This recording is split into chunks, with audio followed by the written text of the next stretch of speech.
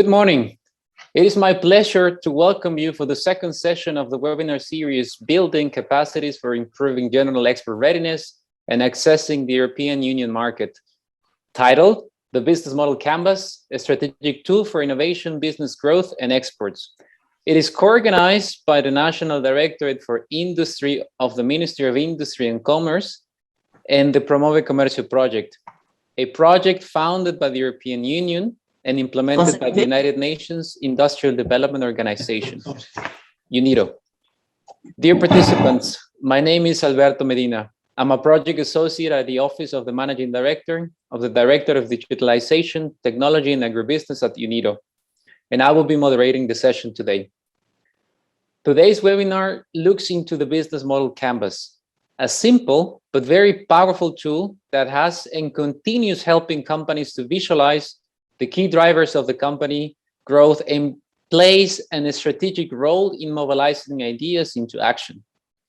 Our session today will aim to enable you to use the Business Model Canvas as a tool to identify what value propositions are often offered by your company and through what channels, to organize and structure ideas for the internalization of your company, and to visually display how your organization creates, delivers, and captures value.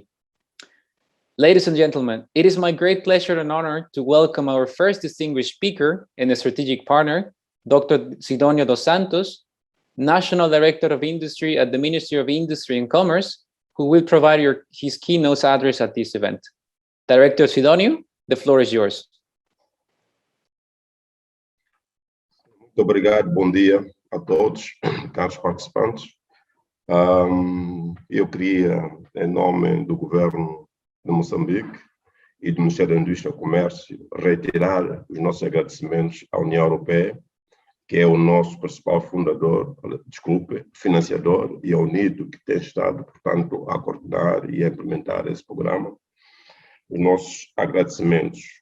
Caros participantes, referir que esta é uma das séries das formações que teremos a oportunidade de ter e participar ao longo deste programa.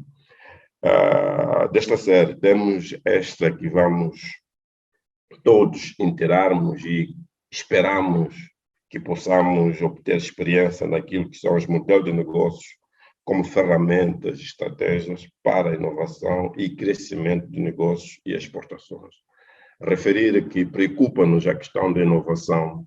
Gostaríamos que, ao longo desta formação, tivéssemos o conhecimento de como inovar os nossos produtos, como inovar os nossos processos, para permitir que possamos ter a oportunidade de participar de forma muito competitiva no mercado europeu. É destacar que, se nós conseguirmos, obviamente, participar e implementar aquilo que são os requisitos exigidos no mercado europeu, teremos, obviamente, a oportunidade de participar nos outros mercados. Daí que aconselhamos e recomendamos a todos os participantes terem o máximo proveito possível destas formações, que não será única. Ao longo deste mês, teremos mais formações relacionadas de como fazer negócio com a União Europeia, a questão da qualidade com a União Europeia e muito mais. Por isso, reiteramos para que todos nós possamos concentrar-nos e aprendermos. Posto isso, mais uma vez, muito obrigado ao UNIDO e à União Europeia. We really appreciate the encouragement you have provided to the participants to take advantage of this series of webinars, as you rightly mentioned, that will open the possibilities for companies aiming to export to actually do so, to access European Union market in specific. Now, Director Sidonio, I would like to call upon our next speaker, Mr. Wolfgang Wiegel, who is an international expert on SMEs upgrading, who will be leading you through the concepts, relevance, and value of Business Model Canvas, and as a strategic tool for innovation, business growth, and exports. I would like you to remember, all attendees, that the live interpretation is available. You can select the language of your preference using the translation icon at the bottom of your screen. For your information, we will record the session and we will make available the recording in our Promoving Commercio website. So without further ado, I would like to welcome Mr. Wolfgang Wiegel. Wolfgang, the floor is yours. Thank you. Well, ladies and gentlemen, I can see 62 companies or maybe 60 companies participating, which is very, very good. And I welcome you from about 12,000 kilometers north of the continent, the world, the globe. I'm calling you from Germany, and we will sit together for the next 1.5 hours, and we will talk about a very interesting subject. You may have heard about business models, business model canvas. For sure you did in some or another way. But I just yesterday tackled the Google search system. It says, business model canvas in less than 1 second, 155 billion hits and links, 155 billion links related to business model canvas. Now, if you go for the business model canvas of food industry, which relates to most of your companies, we had a hit of still 37 billion hits actually. Now, if I call the business model canvas SMEs in Africa, so very close to your environment, we still have 844,000 hits. And finally, in Portuguese, you can get more information in 11,800,000 hits. Well, that's just a nice introduction because you can see that the issue is hot, to say. You know, we are dealing with something which is not new at all, which is very fashionable, and it's also a sign that it really helps companies to grow and to visualize their strategic concepts. Well, we will go through a number of slides, lots of graphics in the slides. In some of the slides, we will just pass a bit more quickly because we have a time limitation. You will get a copy of this presentation after the workshop, together with your input, with your digital input on evaluating our workshop. Well, important for you, just a reminder.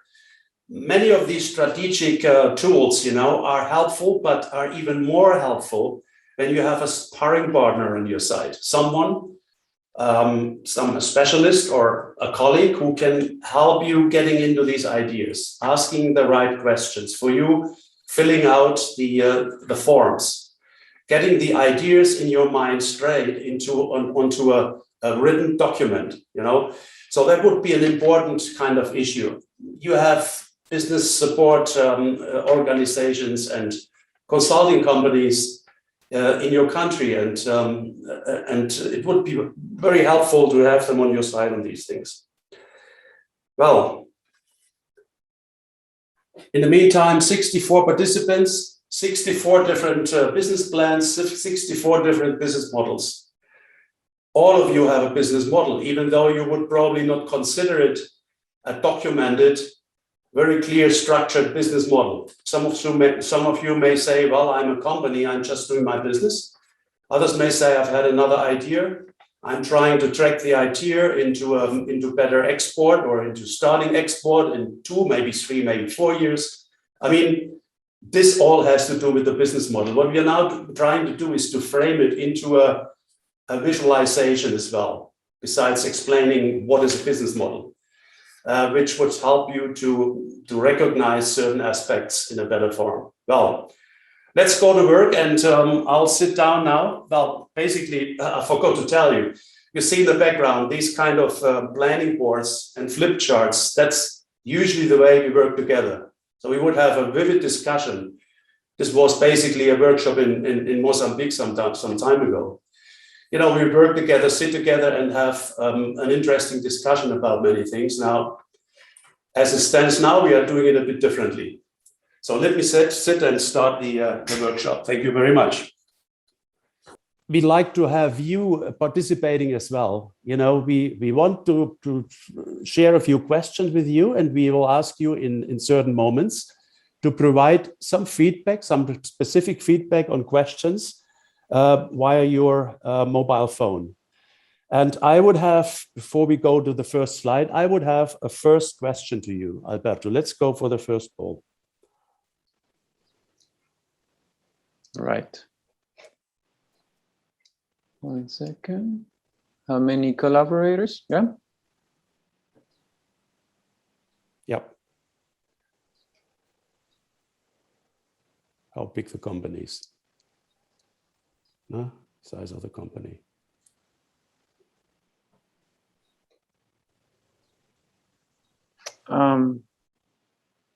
It launched. Yeah. So you can see the launch in front of you. Yes. And we would like you to just enter an answer in your mobile phones and send it through Zoom. And we have a poll here.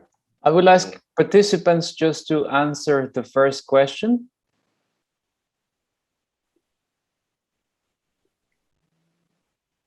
Okay, I will stop the poll now. Because apparently it displayed the whole all questions. I will stop the poll now. Share the results. Right. It's apparently did not work that well. Wolfgang, I would like to ask you to carry on, and we will probably go back to this question at a later stage. Okay, then you just work on it, and I will, as soon as you have it yes. in place, just tell me, and then we work on it. Okay, thanks very much. Right. Consider a typical situation. I think some of you may just think along these lines. You know, asking you what is your business model, you will probably say, well, my vision is to sell to clients that will purchase our products. Hopefully the prices will be high enough to cover our costs, and we will be able to make enough profits. I have heard these kind of responses a lot of times from small and medium industries across the world, exporting to foreign markets, for example, where they don't know who the clients are, they don't know what the clients pay. Well, I call this business by principle of hope. This is my invention, hopefully. Another option, you know, we believe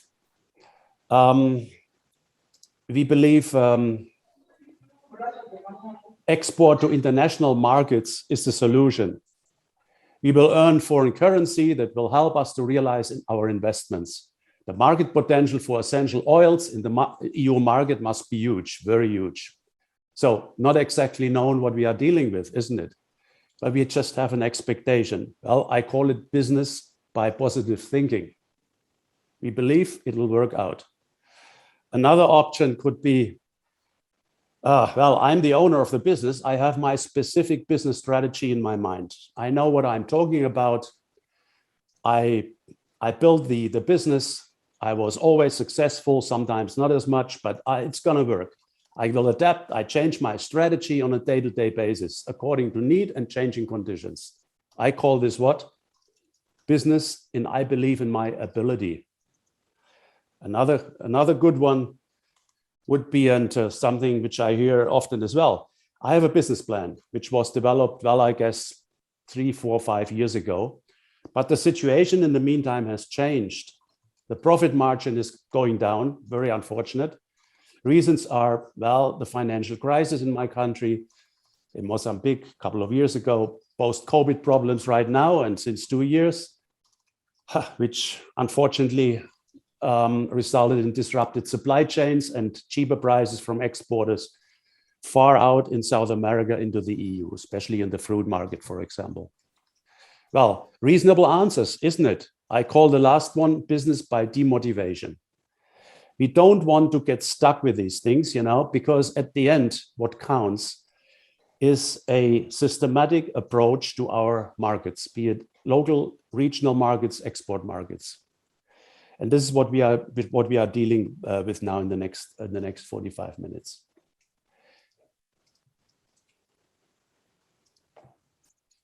Well, business model design.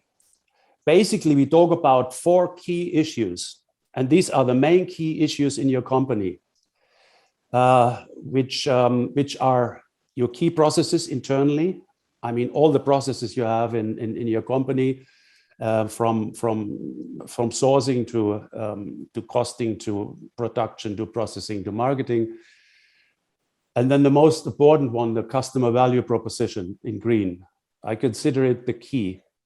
You have to provide something the customers want and pay for. Otherwise, they would go for competitors in other African countries, Latin America, whatever the product, wherever the products are located. A profit formula. How do you make profit? What are the costs? How can I cover the costs? How can I reduce the costs, and how can I make an additional profit with my business model? And your key resources. This is something we are building your business. Your business is built on your resources. You have a factory, you have a certain location, you have whatever, you have your manpower or your employees. You have your financial your credits and your financial options, all these things are available. Now, what is it? The business model is a strategic foundation of your company. Call it a business model or just call it a strategy. In some way, it's the foundation. The goal is to simplify basically the money process. The money process means how much does everything cost I'm producing, I'm processing, and how much do I get for it? By identifying services that customers value. So services and products that customers pay for. And the third one is not the business model, but it gives you an indication on the business plan. A lot of people mix it together. They say, well, I have a business plan and this is included business model. It's all the same. No, it is not exactly the same. The business model is basically the structure and the description on how to implement the business idea.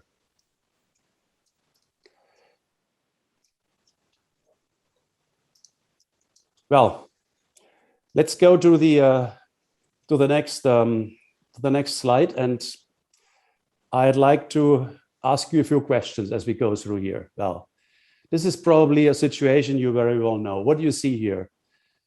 On the vertical one, you see the potential effect on sales and revenue. So you have a product here, your existing product or service. It has a specific potential effect on sales. And on the horizontal line, you see from low to high, increase of positive impact or improvement of competitiveness. So as more as you go to the right side, as better it will be. And up here you see, well, that's what you want, return of investments and better profits after all. This is your aim. How do I get there? You have an existing product, you realize it's not running well anymore. So what do we do here? You start developing new products. You are starting to develop new services. You just try to do the right thing to get closer to your objective up here, better profits. Well, what you are looking for is actually something which I call a game changer, a set of products and service which very well fits the markets you are going to, which are exactly responding the demands of the clients, Well, now my question to you, you see, these are three aspects here. And I would like to ask you, we can't do the poll right now, but you can just answer it for you and just call it out, How would you do the product development? You first improve your products, then you invest in innovation, and then you access your market. Now you say, well, this will be sold to the market. Is this the way you're working in most of the cases? Many do, isn't it? You just think a new product, something you have read or something you have seen from competitors would be the game changer. Well, the other option would be starting from the market. Say, well, first of all, find out what your market requires, what your customers want, what can be competitive on the specific market with all the other producers of agricultural products and processed agricultural products or fishery products. And then invest in innovation and machinery and new processes, new human resource based on what you find out in the market, and then start improving your products. Now, would the number one or the number two your priority? Well, my priority would be the number two. I would not start working on products without knowing the market. Maybe you agree on some of these aspects. All right.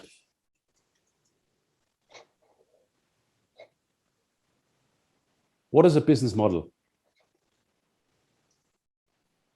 Well, you can see here a strawberry, and the strawberry is like a metaphor for me for adding value to a product. You know, at the end, this is what you can sell. That doesn't even look only nice; it's saleable, it tastes well, and and people pay money for it. So how do we get from here to there? That's the big question of your business model. A business model describes the rationale on how an organization creates, delivers, and captures value.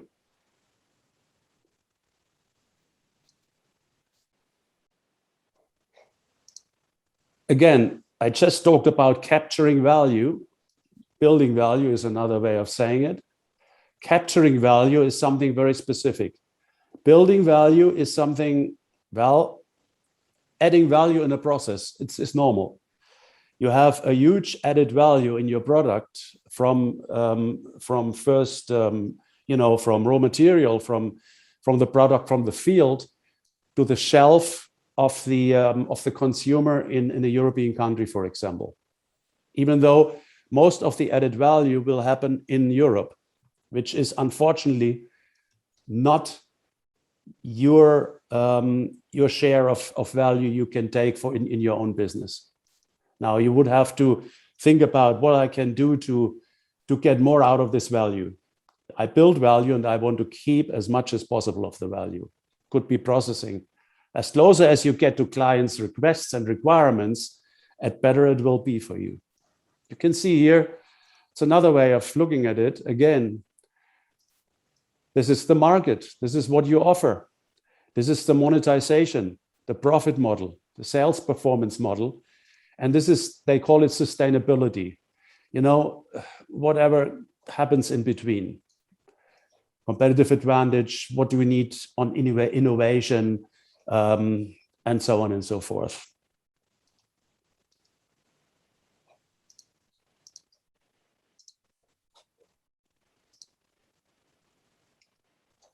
Just a second. Sorry, Wolfgang, yeah. Just to let you know that the polls have been reestablished. So yes. There was technical problem, but there has been addressed. Then let's go quickly to the first call it, I think it's 5 polls. So we just have a little relaxed session here and go through the polls quickly. Right. Okay, dear participants, you should be able to see the poll now. I see some of you have already started to answer it. The question is simple. How many employees does your company has? The company that you're representing today. So this will help us to understand a bit more the audience. Thank you very much. I see participation is increasing. Good. Wolfgang, I guess you're not able to see it, right? I can see it. You can see it. Perfect. Yes, we can see it. So we have a majority of 37% companies between 6 and 15 employees. But we still have also a huge percentage of of larger companies, altogether 27, I can see here, even 13% on 16 to 30. So there is a relevance for all of you here in what we are talking, basically. Okay. I think we could have an intermediate stop here, so we have an average picture, which would be okay. Good. I will stop sharing. And right. Good. Well, on the next one, we wanted to ask you about just to also for us to help us to improve our products, the presentations. How do you participate? This to understand if you're joining with the computer, with your phone. This will also help us to understand, and as Wolfgang mentioned, to tailor the information that we are providing. So sometimes in the mobile phone, it's a bit more difficult to display, to visualize some slides. Okay, I think this information is really valuable for us. I will stop now. Yeah, we have a good picture here. That's perfect. Thank you. Thank you. And let's go to the third one.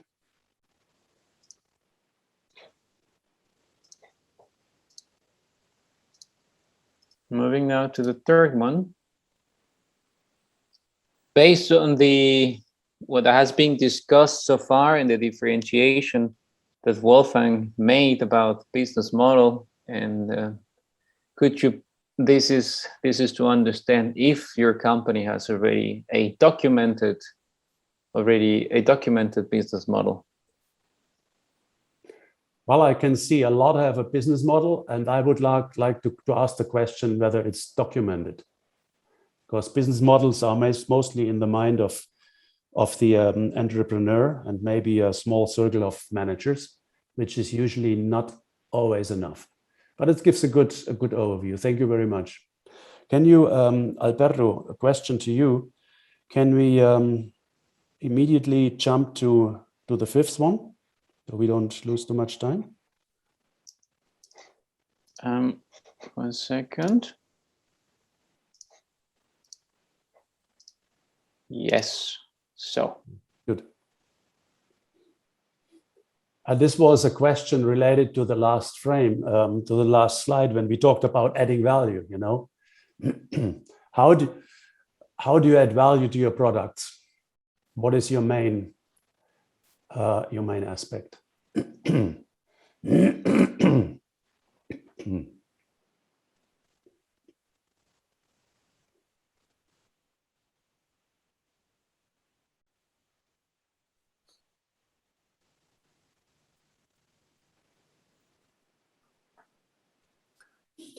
Okay, that's an interesting input. Most of you have the idea of adding value through certification and quality and documented quality standards. And I'm very happy to see that most of you are not linking to the cheapest price, because I strongly believe that the cheapest price is not the solution for most of the products. That's interesting. Thank you very much. I think that's enough, huh? Yeah. Okay. Very well. Back to you, Wolfgang. Thank you. We will then continue with the. When I tell you, we'll continue with the number 6 with this slide now, and I will tell you when. Okay. Thank you. Well, the business model. Supports business transformation. This is important, transformation. Most of it that nowadays in our complicated and global world has to do with transformation. Most of the times not even enough just to adjust or slightly improve. A lot has to do with transformation. This is a typical situation. You see the time here, the time frame from whatever, now until, or last year until next 2 years. And this is your turnover and profit. Now, what happened here is tragic, isn't it? Needless to say, this is your cost level. You just you are just losing money. You have lost clients. You have a low price pressure. Your competitiveness is failing. All this is leading to financial loss. So the trigger is all this. Now, what do you do here? Well, you start to improve a little bit, I call it. You have a little bit turnaround. Oh, I'm just finding new clients who buy the same products. I'm kind of reducing the price a little more, but I hope it will happen. Well, you were lucky it happened, but it was not a transformation. It is a weak picture. You're still on a low price. This is part of a turnaround, but it's only part of a turnaround. At the end, it's a turnaround to save you from bankruptcy, maybe, but it's not a turnaround towards best possible profits. You will need a strategic recalibration, a new strategy, a vision, and a business model. Well, I would like to ask you now the question in a moment, but just a second, I just go through and then I ask you the question. That's fair enough. The adaptive innovation is based on a new strategy. So there is a business model either here, going up, you have an adaptive innovation, you are increasing your turnover, you are making your profit, no? You're cutting your costs, you have product development, you have a value creation, you improve your image, and so on and so forth. That's one option, and that's the best possible option, obviously. So you have number one, creating and successfully implementing an innovative business model. Innovative business model. You have two, danger, investment gap. You could not invest anymore. You have no more money. The cash flow is down. You have no plan. You have no business model. You have no business plan. You have no new customers. You hope for improvements, but this is not enough. And the third option, you are slowly losing your competitiveness, slowly going down, financial loss. Your fixed costs are too high. They don't allow for investments and for an innovative turnaround. Now the questions to you, the poll to you. How is your situation? I mean, nobody knows your names. We don't know it. We don't know your company. It would be just an interesting way of looking at it. Alberto, let's have the next poll, please. Of course. So this will be number 6. Mm-hmm. Good. So what is your tendency in your company currently? So you're all on the bright side of the business, which sounds very interesting and very promising.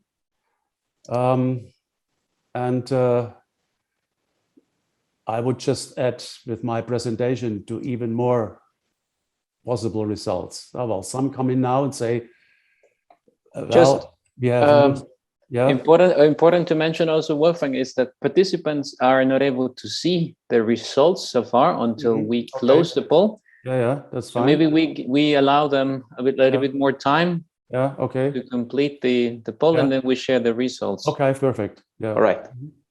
So I will stop the poll now, so you can already. We can share the results with the.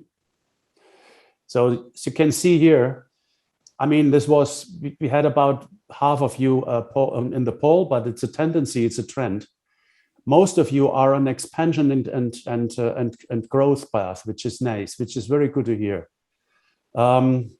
Well, a few of you are locked down on small profits, so it went down. It was post-COVID or whatever, and some of you are still in the middle of a little bit of a slight disaster. So, well, thank you very much. It's an interesting picture, an interesting call it situational analysis here. Okay, let's close it. You can see you have these options. When you are with a new strategy, a new vision and business model, then it's the time to really go very clearly after it and try to put it in the market. So you have to do something about it. Even if you are at that stage, you can still do something about it, but as early as possible. Think about a new model or a functioning business model.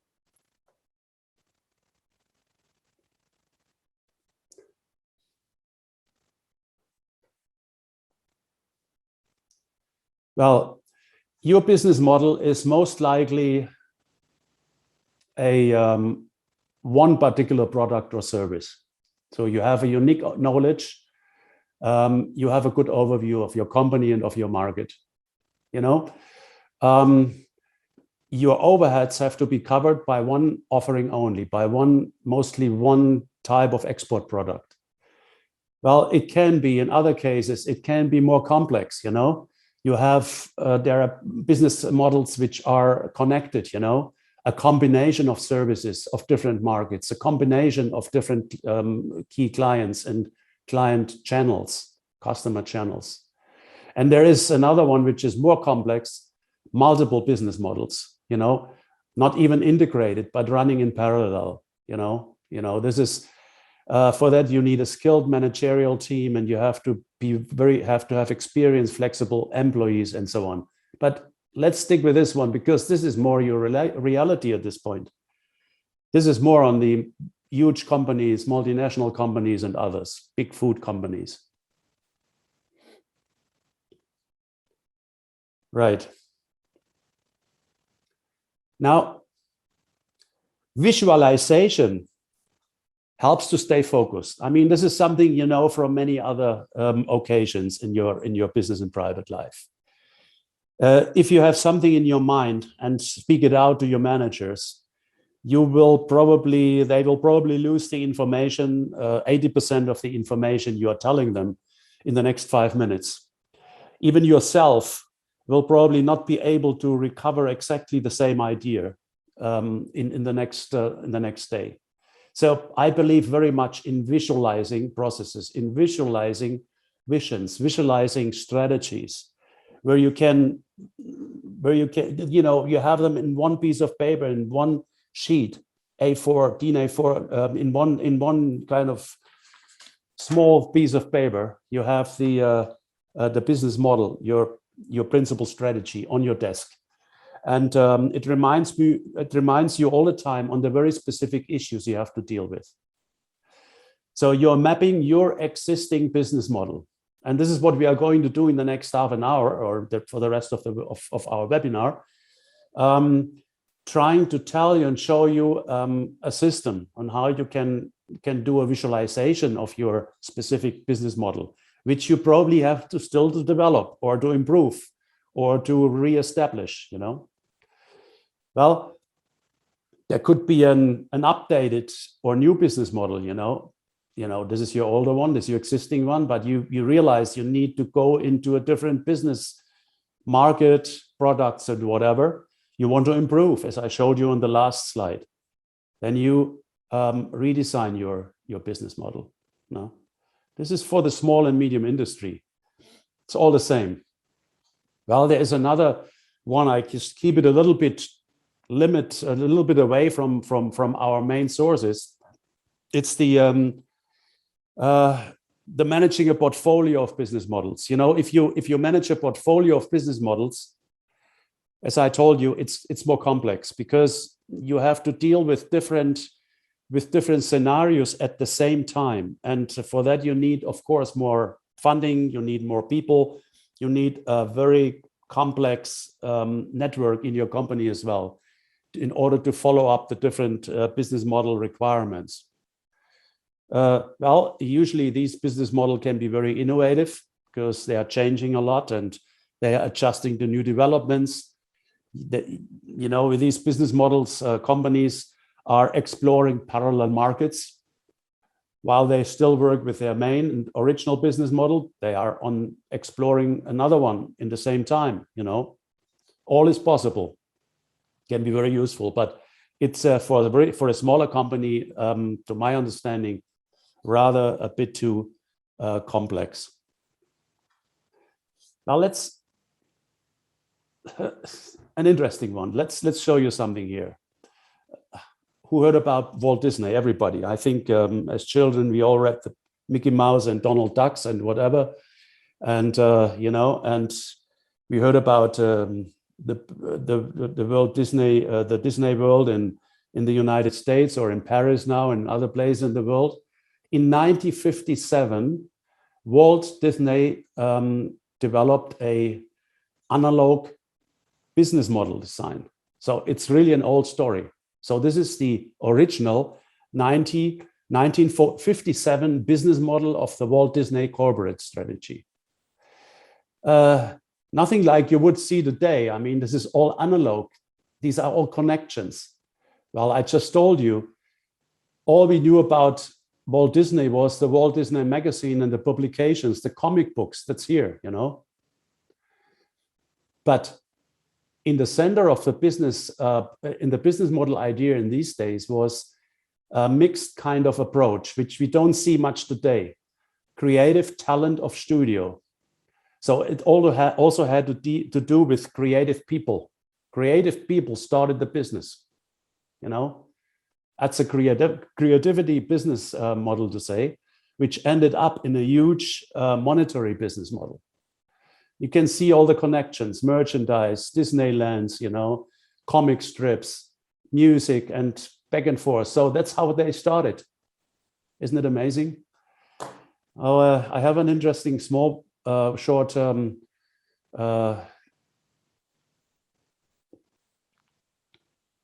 can you see that, Alberto? Yes, maybe I would only recommend to maximize your screen, to just extend it. Yeah, okay. Much better now. Yeah. So this was the basis of the 1957 business model of Mr. Walt Disney. You can see what happened. It's the same still today. Disneyland, maybe some of you have been there or have heard about, seen movies. Tomorrowland, Main Street, Adventureland.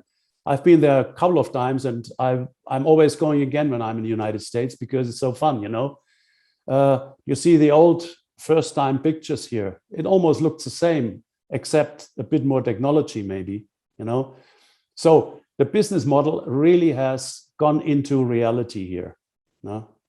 Tomorrowland, well, now we have a different Tomorrowland, not only, you know, diesel-driven engines, but it will be electric cars and all this kind of stuff, and so on and so forth. Right.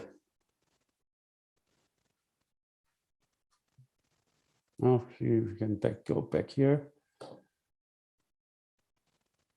Yeah, we are back, are we? No, we are still, yes, now we are back. Okay. Thank you, Wolf. So you can see the there is an interesting issue here. Old-fashioned, but still new.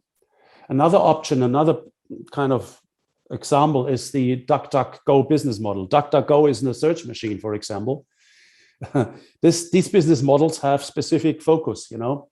This is a privacy business model as an innovative approach. They are talking about Google. It's even against the Google company, you know.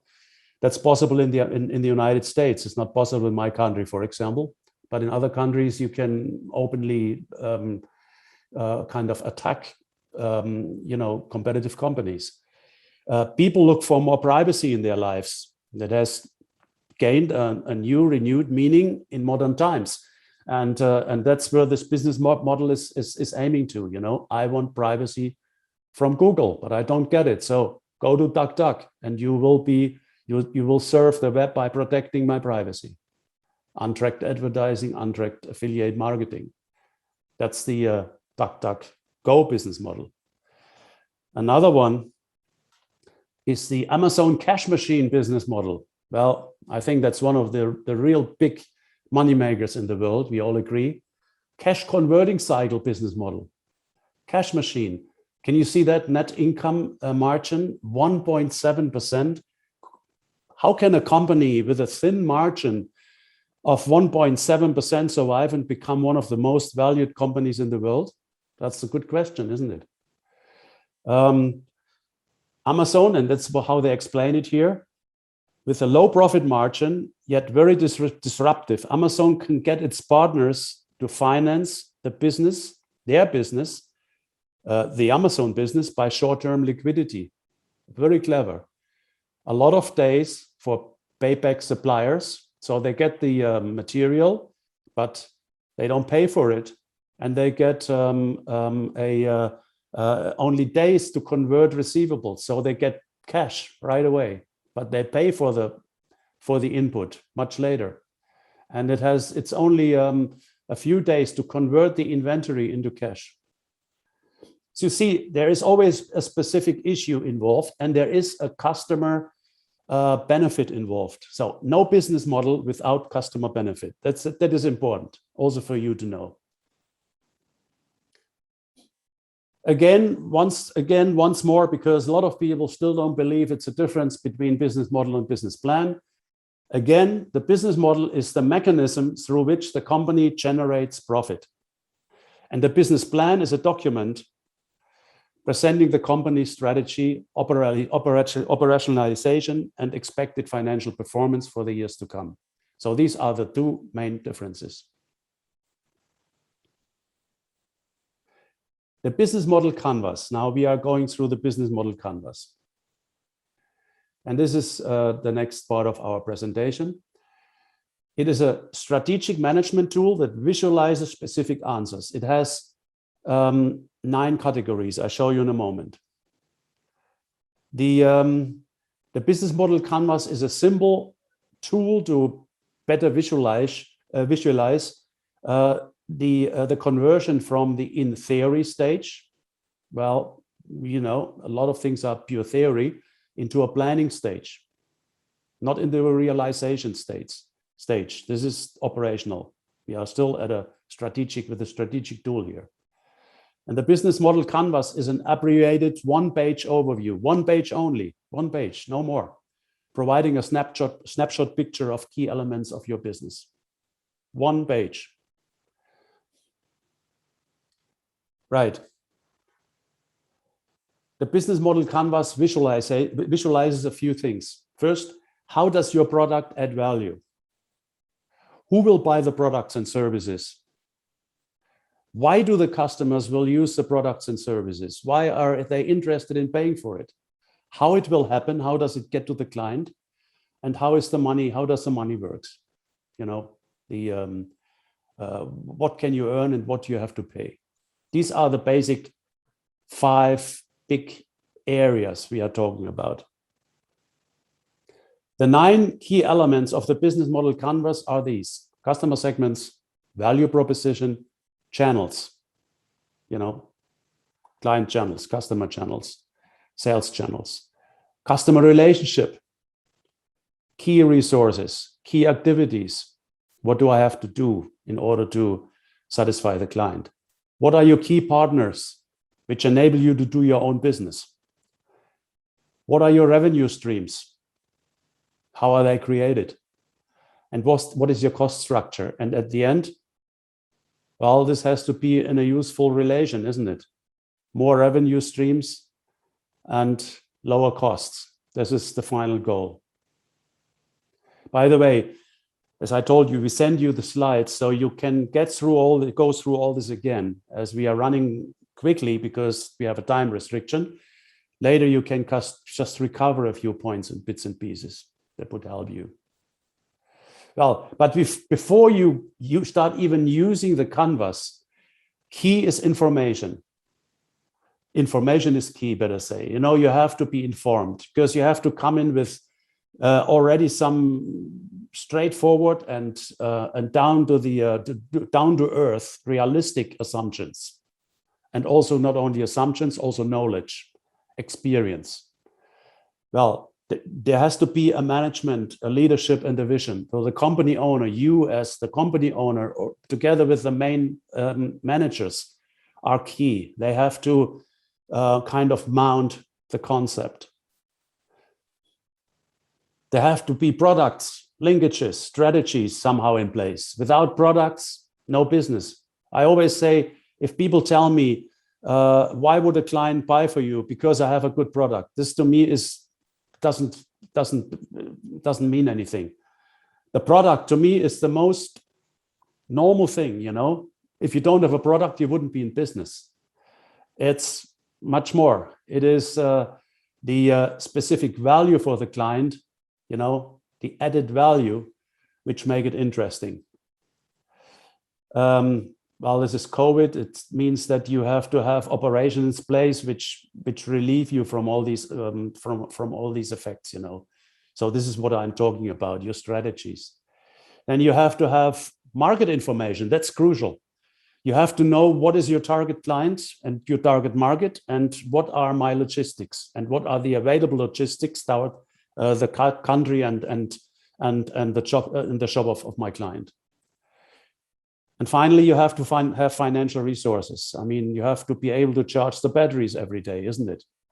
You have to have a financial management, and you have to have suitable human resources, professional people who can deal with professional problems with problems in a professional way. Well, this is all needed before you can even start developing added value through the canvas and through your strategy. One more slide, and then we have a very short break. Business model canvas is this is how it looks like, basically. The format, you know, just you see all these 9 elements. And by the way, later on, if you like the idea which I'm presenting you, you can download it free from this address. Strategizer.com is one of the companies in the US which has the most experience in the business model design and stuff. You know, they have really a lot of information and material available, which can help you to go through point by point. Let's continue now on the practical work to say. You recall the format I've just shown you here. This is the format. And we are going to answer questions, just a few examples on the different fields and how you run it in practice. So you can copy paste it in your own company. First question we have to answer in our business model is, which customers and users are you serving? What are your final customers? To whom do you sell your product? Your agricultural processed or fruits or whatever, or fish and other agricultural fishery products. Which jobs do they really want to get done? What is it what they need? Huh?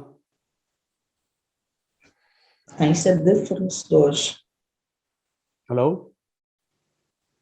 Please, Wolfgang, carry on. Yeah, okay. Now, we talk about customer segmentation. This is the key word. And for many exporters or exporters to be, this is one of the most complicated issues. How do I find customers? Where are these customers? How do I know they are exactly the ones I like and I need, and and how do I know whether they like my product and whether they are willing and able to purchase? Well, as you can see here, this is ITC, International Trade Center. You know, there is an interesting, sorry, CPI, that was a mistyping.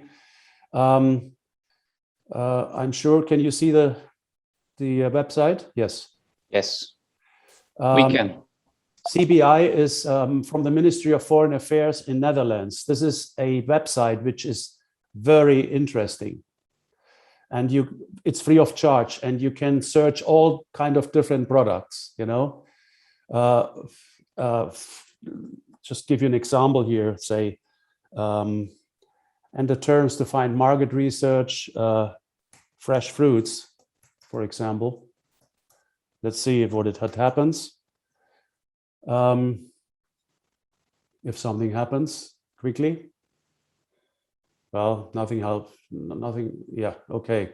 So you can see European market potential for exotic tropic fruits, European market potential for tropical fruits, frozen fruit, and so on. So you have a lot of hits here. It goes on. You can see here, these are market studies. These are client informations, and so on and so forth. Let's go back to the presentation.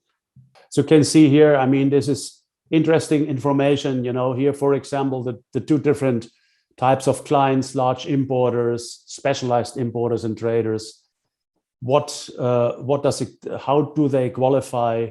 What are the advantages, disadvantages? And then you can go into the different links, you know, and this is available for many, many different products. If you want to go into more information about how do I segment clients, customer segmentation toolkit. CGIP is a global partnership of more than 30 leading development organizations. They have provided a free of charge manual, which is very helpful. You can see the link here. So that's about customer segmentation. Well, once you have segmented your clients, once you have identified your key customer, your, call it most perfect client channel, we have to go to the second part. The second part is this one here. What are we offering them? What is that getting done for them? You know, what do we have to do in order to satisfy the client? And do they care about what the product we are having? I mean, that's another difficult question. Has to do with research again, isn't it? Value proposition, the keyword. I believe it's one of the most important things in planning your export business. If you don't have the right and perfect value proposition, you are not on the sunny side, to say, because the competition is increasingly strong in all the agricultural products from other countries, African nations, from Latin American nations, from Asian nations, if you talk about export to the EU. So think about very, very closely about how do you create value to the client. That's why I spend a little more time on the customer value proposition. Well, what about this? Have you considered what a value proposition for your customer is going to be? Let's have the poll number 8, and let's see your opinion about this. Alberto.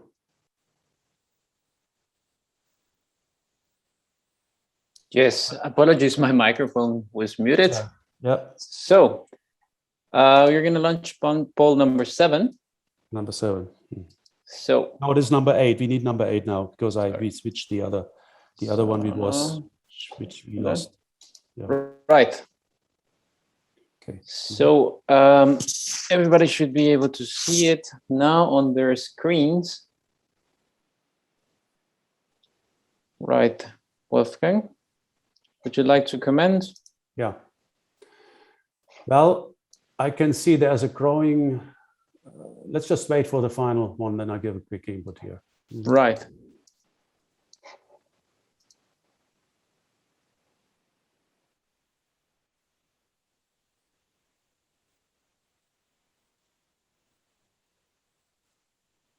Perfect. I see the participation is growing. You're receiving more and more answers.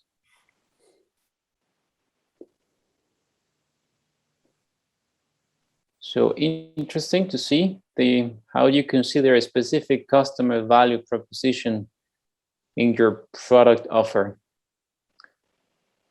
But the answers here is if yes is, I mean, if you do, but if it's documented, right? Okay. Right. Perfect. We will stop the poll now. Just that's the picture. It's just slightly moving back and forth now. It's oscillating in a certain range. We can see here. Thanks very much for your feedback. You have, most of you say that there is a value, the value proposition documented. Well, then I would hope that the value proposition is exactly in line with the client's requirements. 23% of you identify your product as the main value for the client. And 26%, a rather high percentage, must say, of you are not quite sure what your export clients really prefer. That's the most critical one, if you don't know what the clients want. Okay, thank you very much. Thank you. We'll stop sharing here and over to you. Thank you. So we have a value proposition. This is what you think the client wants, and we have a value perception. This is something we don't know at this point, as long as we are not in contact with the client and asking the question why he doesn't want to purchase, or why he purchases more, or why he stopped buying from you. We call it a value perception gap, and this is the trick. These two elements are independent. So you as an exporter have to get much closer to the markets, in order to find out what is the real value perceived by the client through very intensive market studies, market visits even, and so on. I mean, there's different ways of doing it. Well, this is just a quick one without going too much into detail now, because it's something you can really get from the internet in much detail. There's many YouTube movies and small instruction movies even on this one. This is about how to find out the value proposition. We have on this side the customer segment, and on this side your value proposition. This is you and this is the client. Well, they have to come together. They have to connect here. They have to meet. The client has certain pains. We call it pains. He is suffering because he doesn't get enough product. The packaging is not right. There's no certification. He doesn't get the right products for the specific market demand, the processed products. He doesn't get the products in time because of the transport problems. 20% of the agricultural fresh products are rotten after they arrive to the port of destination. These are the typical pains of a customer. There's many others. Just an example. There's gains. There's something the client needs to have in order to be happy with you, to pay the bill to you, to order more, Now, we as the company, we have products and services. We have to provide him pain relievers, small tablets. And we have to know exactly the pains of the client in order to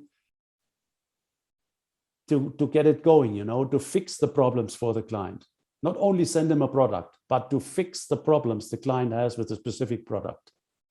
And we have to create value for the client. We have to gain creators to make him more happy, So this show you two examples a little bit in a moment, but this is kind of a helping page to say to get a better process, an easier process when you start the canvas.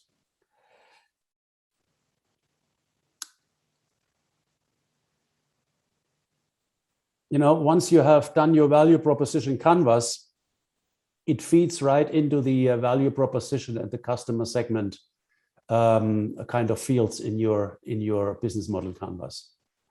This is just an intermediate step which helps you to identify the pains, the gains, the gain creators and the pain relievers, which is the composition of your added value for the client, not just the product. Nowadays, not enough.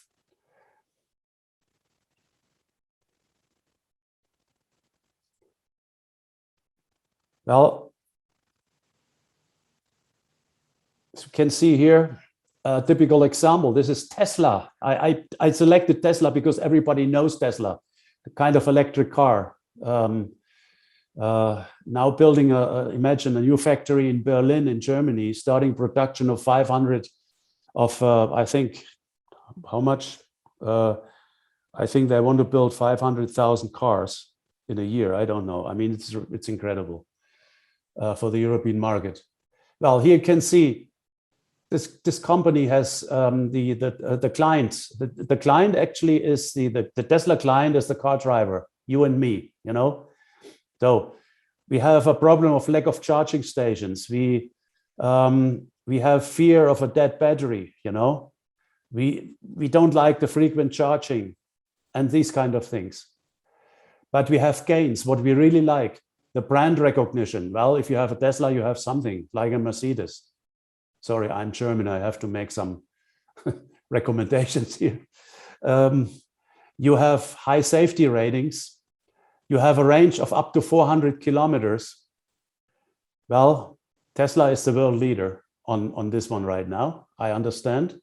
So, but you can see there are gains and pains. Now, the gain creator for Tesla is to do whatever needs to be done to create a positive image here, you know. Autonomous cars, focus on design and style, and so on. And the pain relievers are building charging networks in the country. They are doing it in Europe very strongly now, you know, or for example, the different types of products and what else. You can see these are the different issues here. Just an example, no? Just an example. Now, this is a bit more complex now. Customer value proposition is key. We know we have a foundation in our company: human capital, information capital, organizational capital. This is what we have, and we have to strengthen all the time. Anything else is built on the foundation. You have company internal issues. This is your processes, operations management with all your different departments. Innovation processes, if you have, hopefully you do. And the whole regulatory issues, you know, social processes and so on. Environmental regulation, health and safety and so. And then you have the customer management process. This is key for our specific purpose now. You want to have, it deals about selection of clients, about acquisition of clients, retention of clients, and the growth of your customer database. From here, you go into defining the customer value proposition. And this is the customer perspective. He wants price, a low price, a good price, a market price to say, a price which reflects the value of the product. And it is not the lowest price. Please stop talking about a low price strategy. This is deadly in a way. It's not bringing you forward. Because there's always somebody cheaper in the world. You have to talk about quality. You have to talk about availability of the product right through the year or whatever the client requests. You have to talk about certification, about functionality of the product. If it's other products, then it's non-food products, for example. It's about functionality. In the food world, not as much. We have to talk about relationship issues. Service and partnership. You will be a partner to your client, not only an exporter, anonymous. You will have to provide a brand image. And at the end, we talk about the financial perspective. You can run different strategies for your revenue and profit added value objective. Either a productivity strategy, you want to become more productive, or a growth strategy. Productive means also lower costs. Growth means you have to invest. Depends on your situation, basically. No? So this is the overall picture of how to create customer value proposition. Then let's go to channels. Alberto, a quick question, and Director Sidonio, and all the members and all the companies in participating. I have a few more minutes. I will not make it in 20 minutes. Would that be okay? Dear Wolfgang, yes, please carry on. We have a little bit of delay, but I think it's really important also for the audience to know the rest of the presentation. So we also kindly ask the audience that we might extend a bit more the session, but we really appreciate if you can also Okay. remain in the session and accompany us until the end. Thank you. Well, then the next segment is the customer segment in terms of the transport, the infrastructure. How do I get my product to the client? Well, more about channels. The channels are related to communication channels, the client, to sales channels, and to distribution channels. So these are the three main parts of your marketing and sales efforts. And all this is the interface to the client. All this is interface to client. And it helps the client to purchase and to be in line with the value proposition. Well, there is some questions you have to ask when you have to ask basically when you fill out the form and when you think about your business model. Number one, through which channels customers want to be reached? You have to find out. Which channel works best for your company? Does it fit? Do you have to negotiate with the client? Because if it doesn't work for you, if you don't have a way of transporting it the way the client wants, then you have to negotiate. Which of the channels are the most cost effective for us and the client? So you have to ask the client, what is your concept? Think about balancing these concerns, Well, then you have the next one is the customer relationship. I mean, there's something you want to make, you want to make the client happy, but also sometimes you have to have it's retentive. I mean, you want to avoid clients leaving you. You want to get new clients. In this way, we think about customer relationship basically, and there is a number of issues involved. It's not only sending an email or calling them up once in a while. It is about reliability. It's about improving the process with the client, about a marketing strategy to the client, about the promise of quality, which you have to fulfill, after sales service, and so on and so forth. It can be a long-term relationship, which would be perfect. It can be a key account relationship. This is an interesting other aspect of marketing. We cannot go into this now. Key account management, which deals with a specific communication style and content to key customers, or it is just transactional, which is, of course, a one business only to say, this is not the main goal. We would like to be here, isn't it? We can reach it through dedicated personal assistance and everything here above mentioned. Questions you ask when you do the customer relationship portion of your planning. What type of customer relationship relates to the segments? Do we have experience with specific groups of customers? How costly is it to maintain and to retain the customers segments?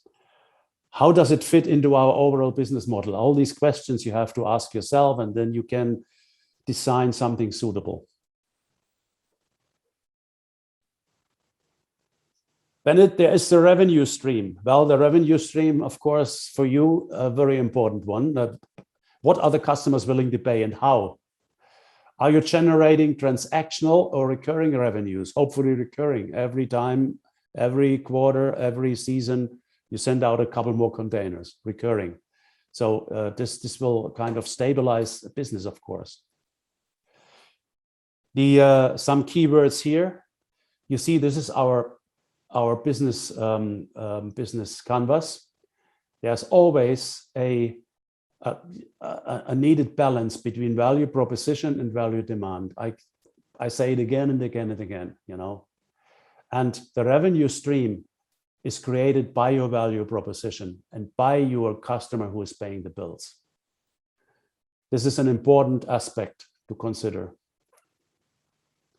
So how and how much will my customer pay for my products? This is a question you have to ask. And how is my business earning money with this business model? Is it through export and markets, local market sales? It could also include earnings through licenses, for example, or margins from subcontracting other companies and getting another part of the margin, for example. So there's different ways of doing it, but you have to formulate it. You have to think about it. Well, then we have the key resources. We need money for running the business model. What assets are essential?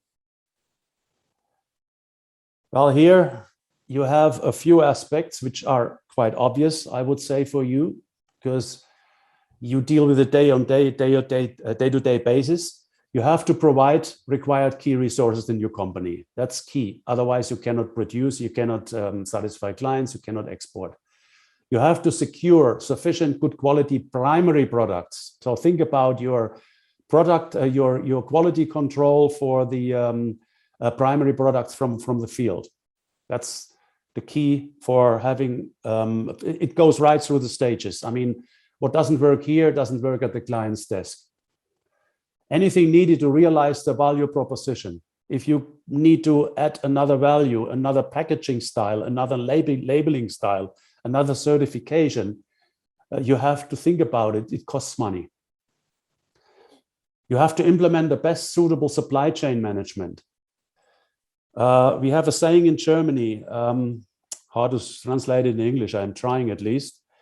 The profit is in the purchasing. You know, if you purchase with good conditions and at cheap prices, to say good quality, cheap price, it's a bit of a contradiction, but you have to get the best possible price. That's part of your profit, you know. You have to invest sufficient time and efforts on problem solving. And finally, you have to invest in market research. I mentioned this before already. And in customer communication.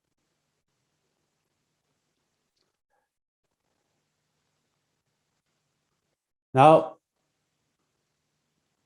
the last, oh, sorry, I switched it, key activities. That was the last one, it was a bit too quick. Key activities is the next segment.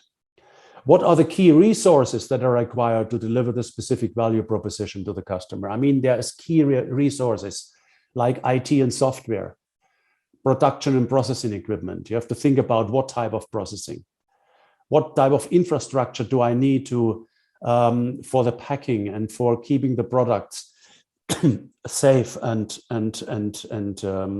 cold chambers and what else. You need experienced employees. You need technical and product knowledge. You need expert knowledge, support from local business development service providers, marketeers to help you to get all this going.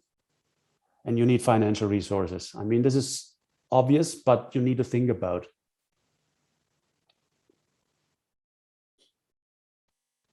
Then we have key partners. The key partners are, well, those you need to run your business, basically. You know, suppliers, partners, you are required to run your business model. Who are the required key partners? Suppliers. Who are the key suppliers for my primary and other products and services? Make the best possible selection. Always try to perfect, to get a better perfect picture on this. Which key resources will be supplied from different partners?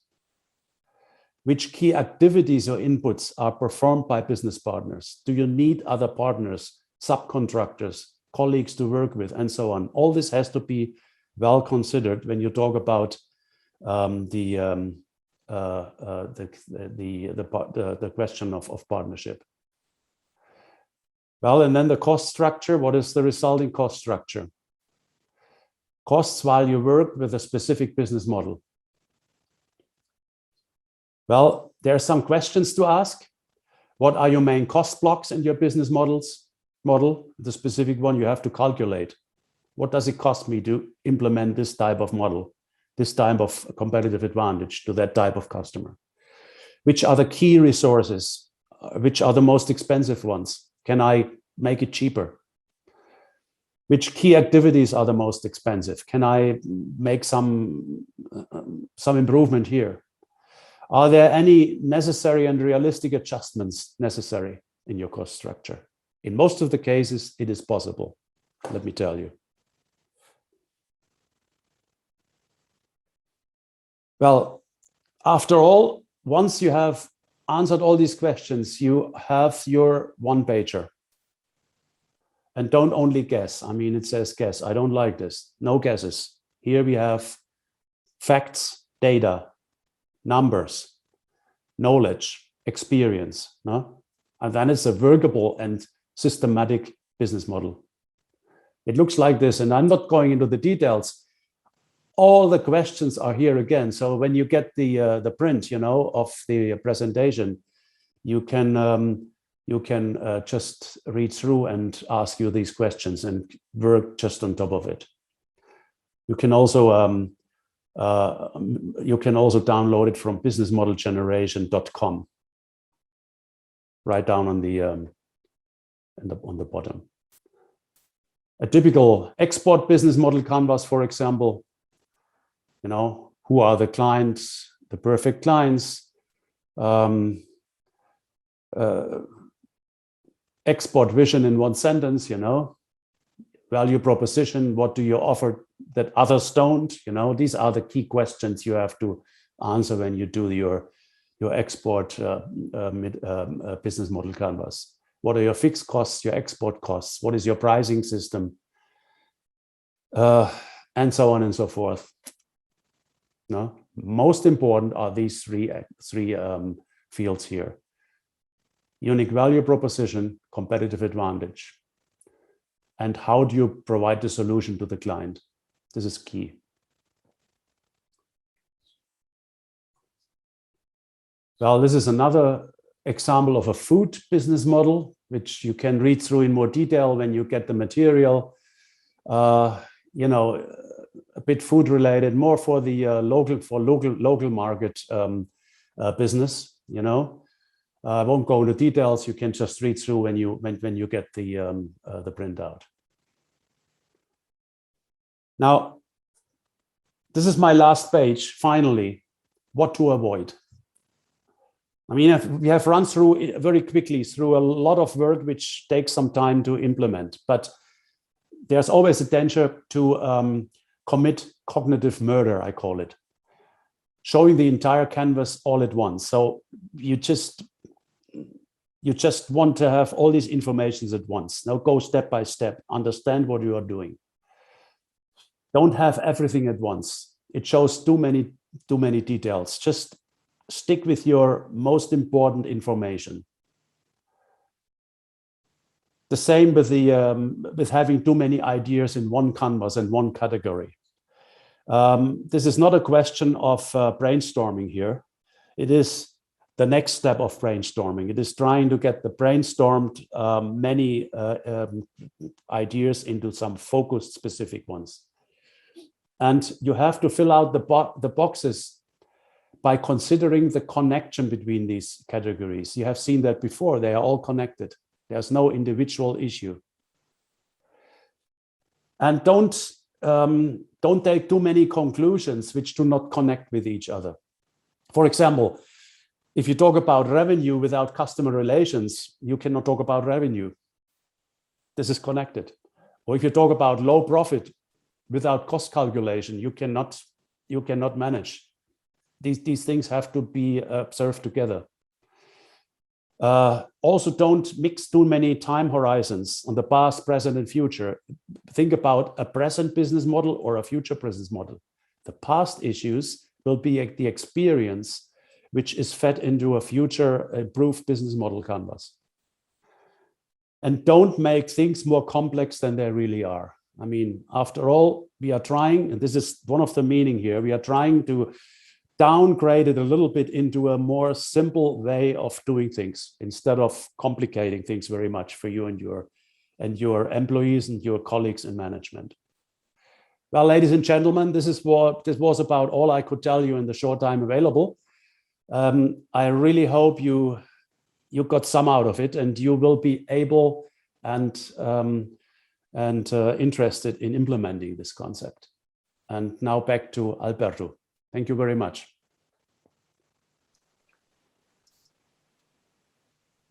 Wolfgang, thank you very much for this very, very interesting and insightful presentation. Dear participants, we would like to close the session now, but before closing this session, we would really like to appreciate your participation, your active participation through the Q&A of this webinar. To remind you that we will distribute a copy of the presentation today with all of you. We have also recorded the session, and we will make available a recording of the session and post it on our website on the Promuove Comercio project website, which has been also posted on the chat. Additionally, we would like to encourage you to join us in the next sessions that we have prepared for you. Next sessions will take place tentatively on November 18, and we'll discuss on costing principles and export market strategy. We will have another webinar too, which will discuss on how to implement an export market research, which will take place tentatively on November the 30th.